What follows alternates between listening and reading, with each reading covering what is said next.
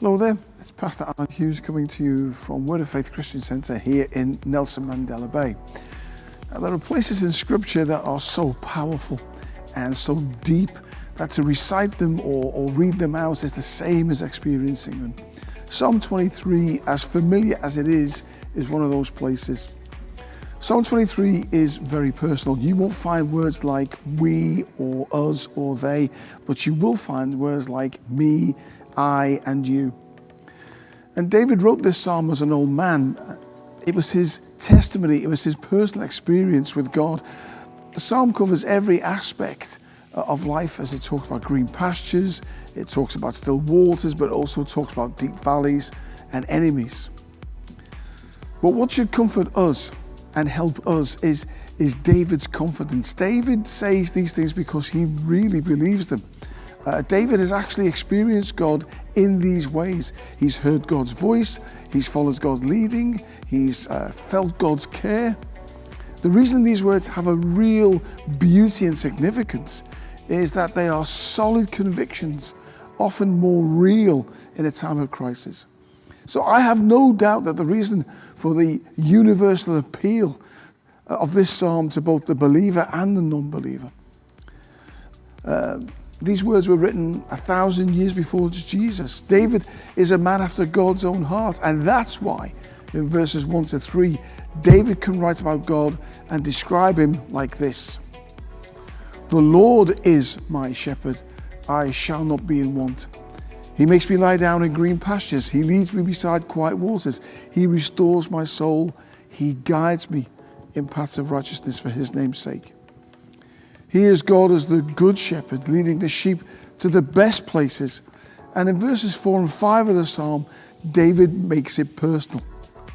Even though I walk through the valley of the shadow of death, I will fear no evil, for you are with me. Your rod and your staff, they comfort me. You prepare a table before me in the presence of my enemies. You anoint my head with oil. My cup overflows. And it's no accident that David changes to the more intimate you in verse 4, which refers to the valley that he's walked through. David had felt those shadows closing in on him, and perhaps that's you today. Verse 4 is describing a crisis in David's life, and it was then that something deep happened between him and God. And isn't that true for us? We're more likely to talk about God when we're in the green pastures, but we tend to talk more to God when we're in the valley. When it's bright and when it's sunny, we tend to wander off in search of greener pastures. But in the shadows of the valley, that's where we cling to God. One writer put it like this, he said, we go from comments to communion. In the valley, we stick close to the shepherd. David also knew this experience with God and found it that's where intimacy grows. We know life hurts, and we've all asked at times, where is God? So I pray today that God will impart his truth into your heart, and you will find confidence to rise above the shadows and to know the good shepherd is with you. We also have to realize that God as our shepherd will allow time in the valley. Sometimes the path of righteousness God leads us through is in the valley. And he does it so that we can get to better places.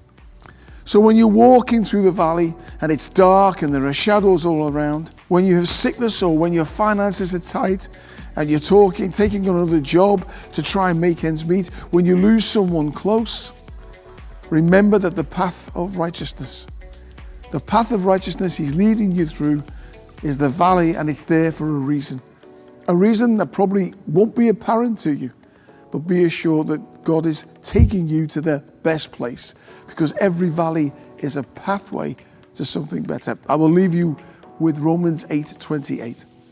And we know that all things God works for the good of those who love him, who have been called according to his purpose. The valley isn't good, but the shepherd is, and he knows the way.